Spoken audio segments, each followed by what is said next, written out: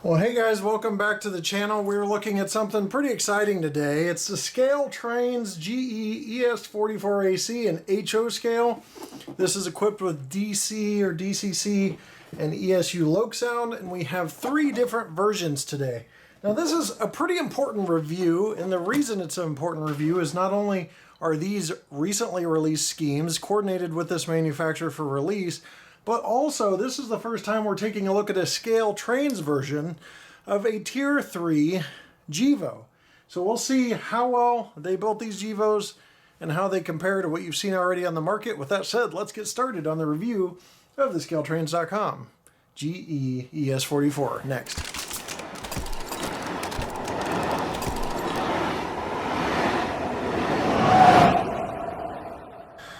So I'm going to be slightly preferenced here, or preferential, and I'm going to open the military version of these. Now you have a seal on each end of the box. I'm only going to show this for one, so you just see what the unboxing experience is like. But once that seal is done, you lift it up.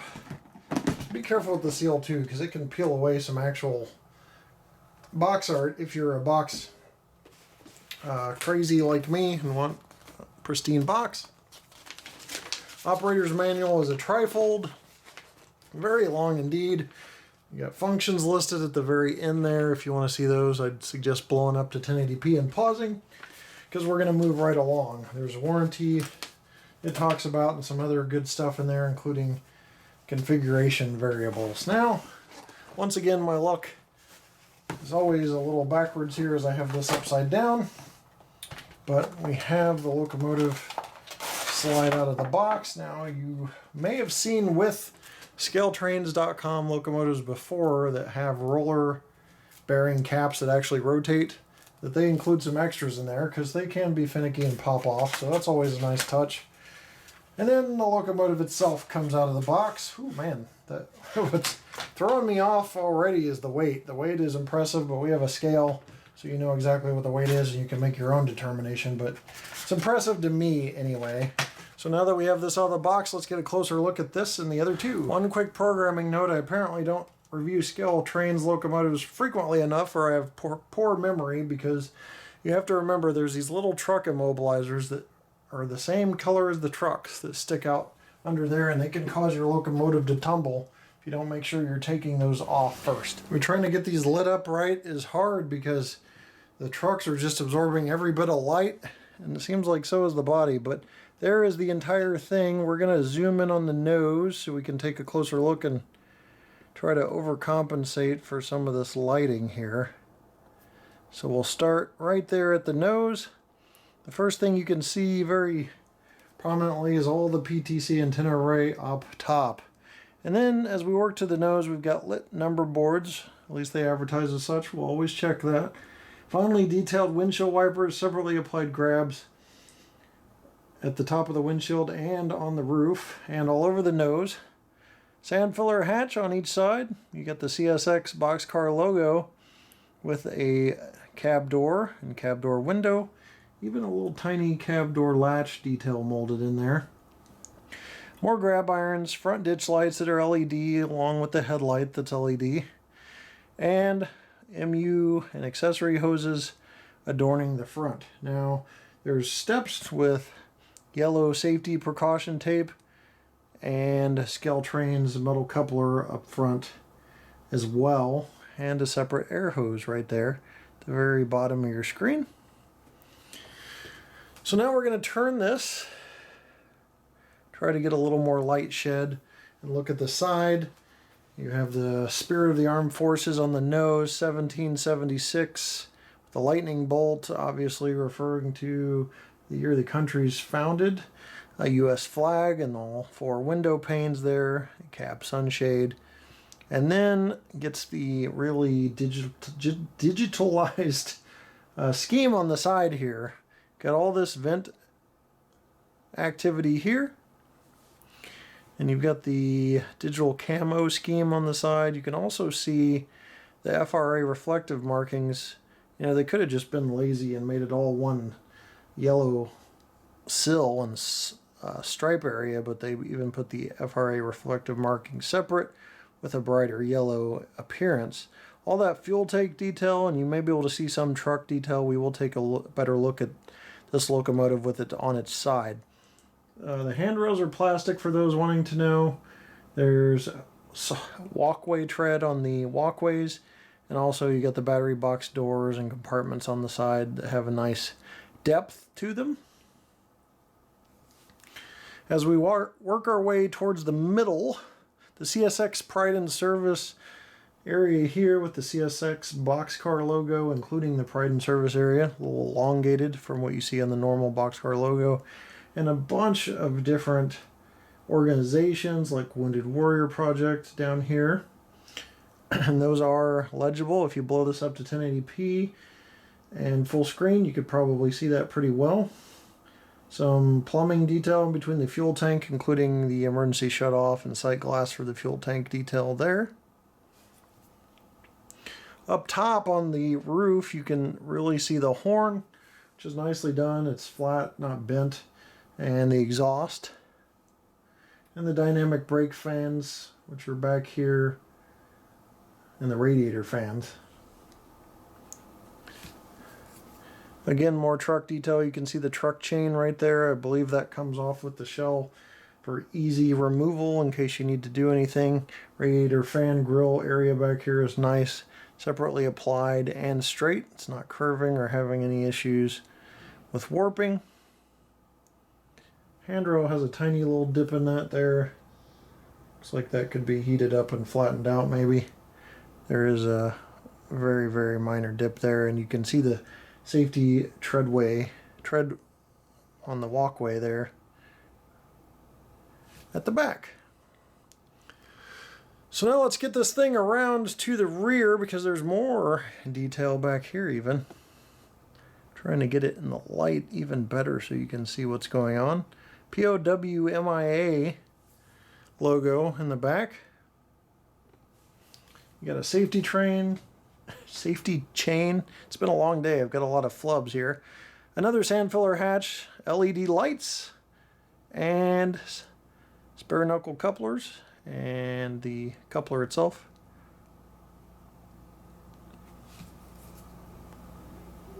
Get a good view of the radiator grill area here.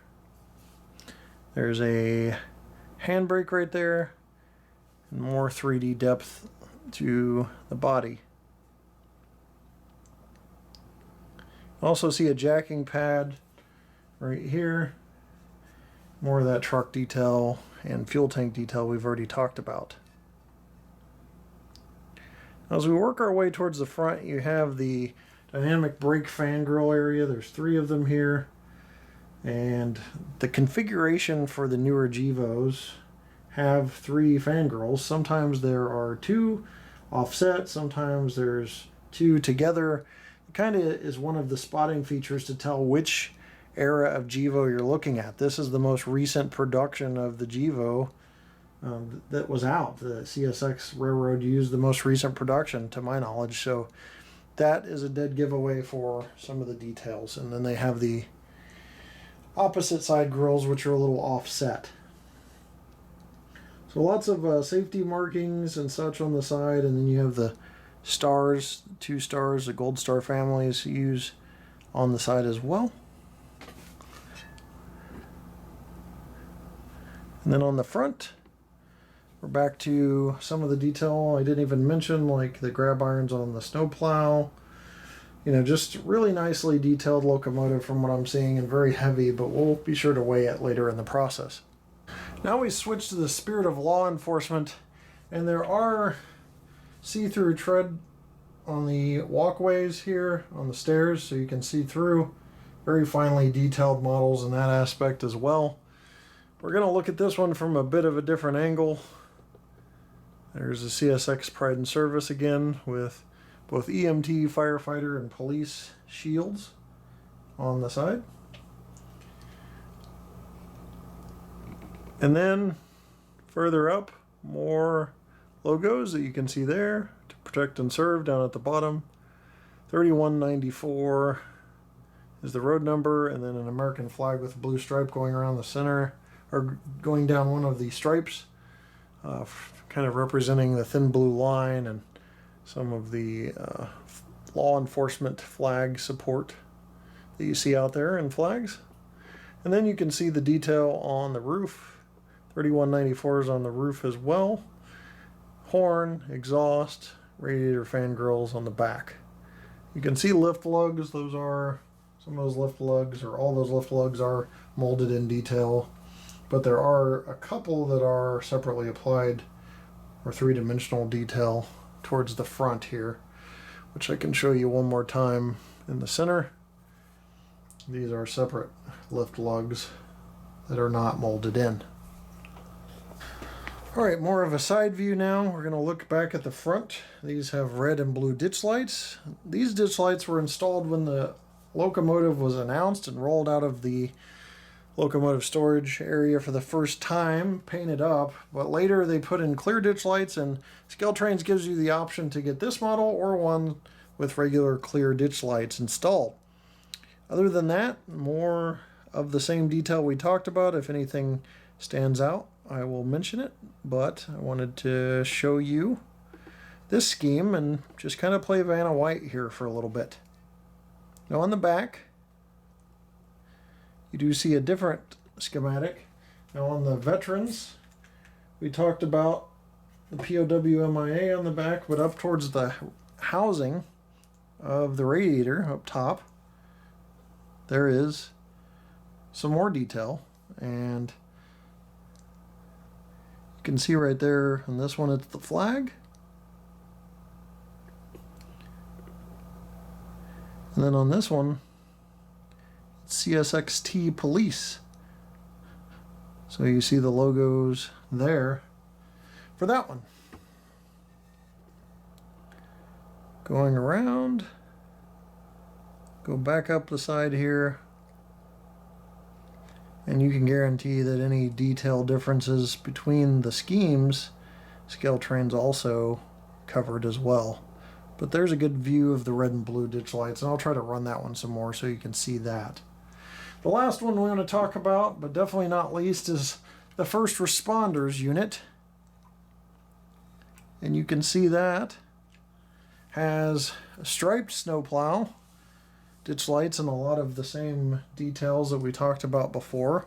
But again, I want to show you some of the differences, and we're going to play Vanna White. So the window, probably can't see it too well here. I'll tip it a little bit. It looks like there is definite graphics there. More organizational logos on the side. You can definitely see some of the grab irons that set apart because they're white. 3 shields there. Honoring our first responders is on the radiator, top of the radiator housing. And on the back, there's another flag and some more detail.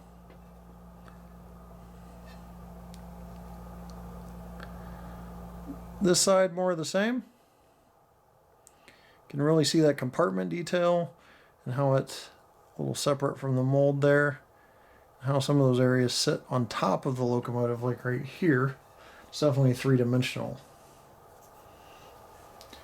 And one thing they really did well, I mean, something you wouldn't expect to see, is even the perfect horn detail and how it's just perfectly seated, straight. Handrails look good. Trying to see. One thing they really like to do is see-through detail, so I'll show you that next. All right, we're up at my studio lighting now, and you can see the see-through detail on the radiator grill area, and even the housing for the fan is back there. So there's a good look. Very well done by ScaleTrains, and even some see-through detail below as well. Well, we usually save the weight for the end, but I am really curious on these, so I'm going to go ahead and weigh this now. 23.6 ounces. Whew. That is 668 grams, 1 pound, 7.6 ounces. So we're the better part of 1.5 pounds there. 23.6. So yeah, just very, very heavy. All right, we're going straight from the manual here, using F8 to start this up.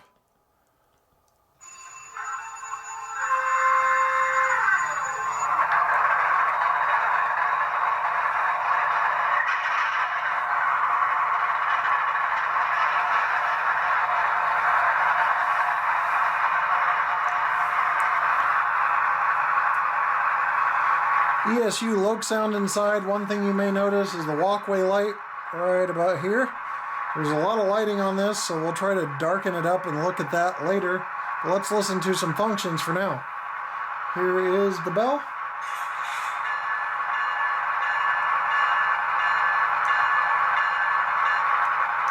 Here's the horn.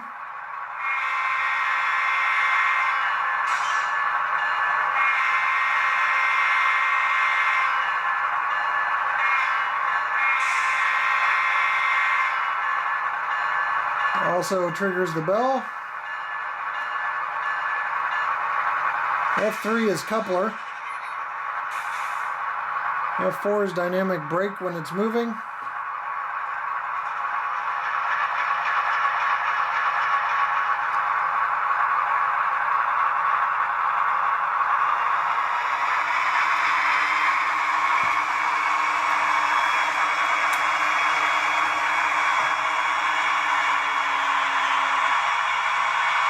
So you heard that.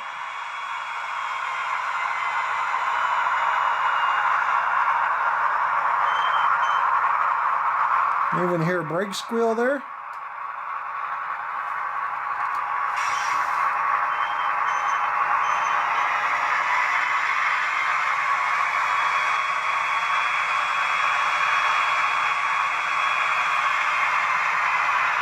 So we have lighting functions on F0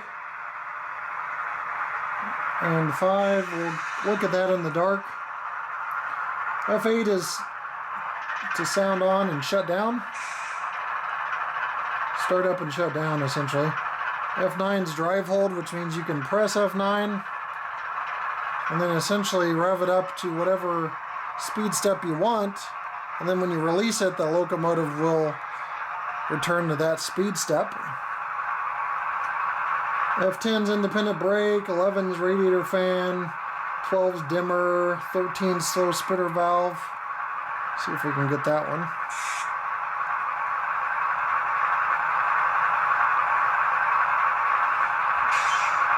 You got 15 is isolation switch, and you have functions with the exception of 14 and 16 all the way up to 31.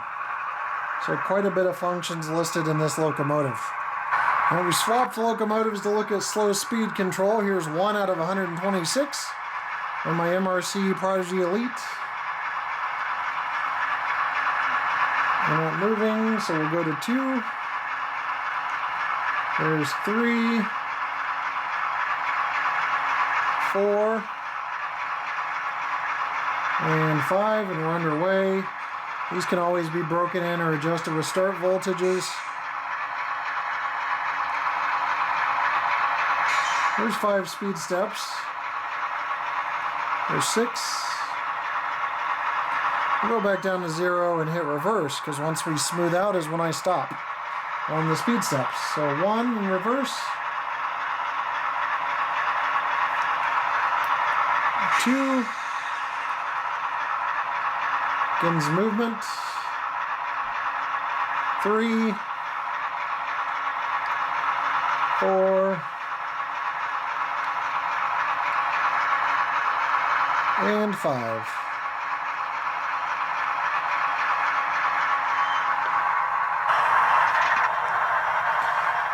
Right now we have the veterans unit. Just so you know, all 3 units are starting around 3 speed steps. So that's where I'm going to leave him for the slow speed control test with the speedometer from AccuTrack.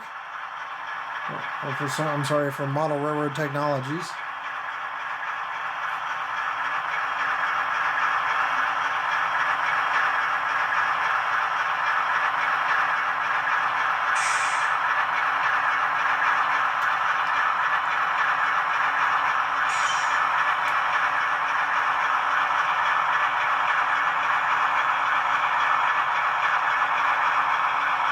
So 0.8 miles an hour even at 4 speed steps, so that's pretty good. You're sitting at 5 where it actually smooths out, so it probably smooths out completely at about 1 scale mile per hour. So very, very slow speed control, even when it's moving very smoothly at about 4 or 5 speed steps. Alright, we have the pull test here. Hopefully you can read it, but if not, I will read it to you so you don't have to worry about that. We'll see if the sound being off will allow us to run still. And it does.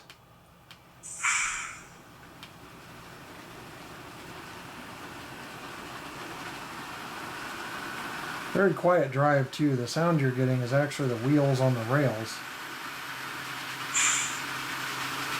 And we're sitting at, looks like it's going to peak at 4.9 ounces of draw, which is very, very good for this size HO scale locomotive.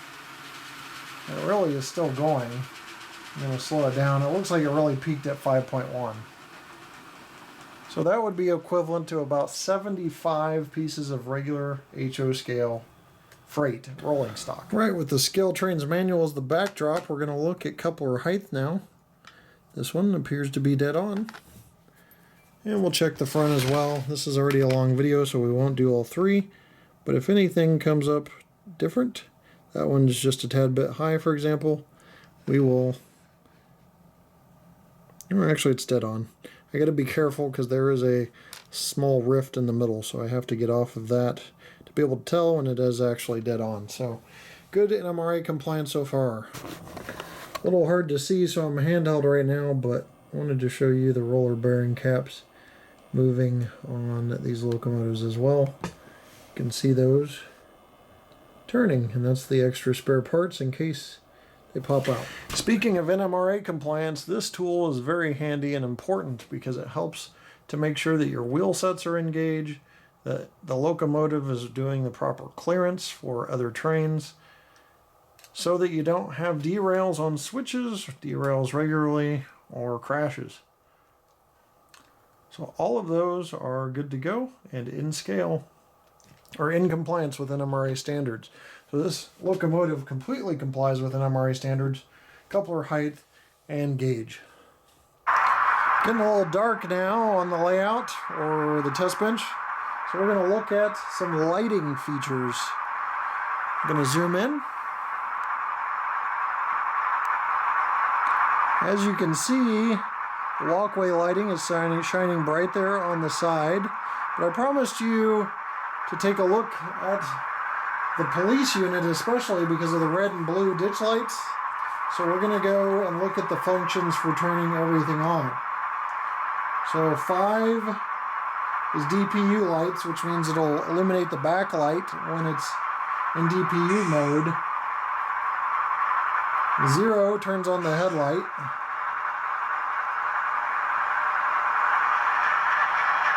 As you can see there. And 6 is ditch lights.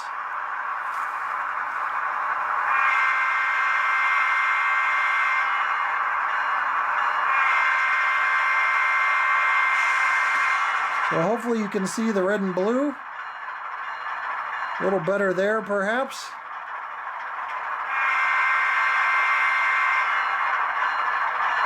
Very, very nice lighting on this locomotive. Additionally, you have lighting in the front. In the walkway, as you can see right there in between the ditch lights that I'm pointing at now.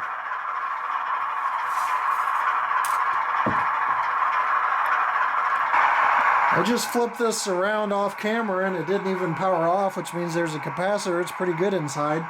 But I wanted to show you the truck lighting on the side as well. Crews use this to see if the locomotive is moving in really dark situations because it's kind of hard to tell. They want to see the ties go by. They want to be able to tell if there's any movement with the locomotive. We talked about DPU mode. That's as simple as hitting F5. I just turned it off, and another hit of F5 will turn it on. Now you can run this locomotive at the back of your consist and have the DPU light on without any problems. And when you turn the F5 on for the DPU light, the ditch lights and headlight do go off, just like on the real thing. and the lighting configuration they'd have for DPU configurations.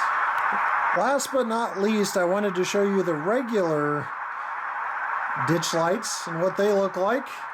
So you can see the color temperature, which actually I see a slight difference between the CSX first responders and the veterans. But both of them have a nice golden yellow appearance.